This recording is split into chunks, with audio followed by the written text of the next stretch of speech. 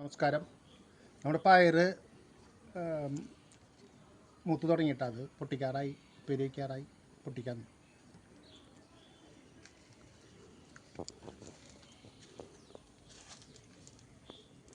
കുറ്റിപ്പയറാണ് കേട്ടോ, അത് വയലറ്റ് കുറ്റിപ്പയറാണ്. ഇതധികം പടർന്നൊന്നും പോയില്ല. കുറ്റിപ്പയർ ഒരു 10-15 കവറിലാണ് വെച്ചേക്കുന്നത്. നമുക്ക് വീട്ടിലത്തെ ആവശ്യത്തിനായിട്ട് കിട്ടും. വീട്ടാവശ്യമല്ല, അതിലും കൂടുതലുണ്ട്.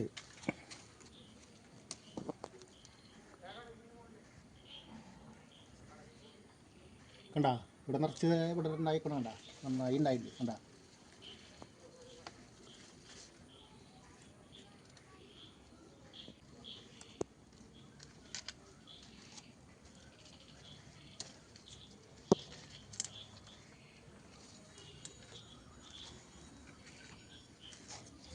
ഒരു മിനിറ്റ് മതി.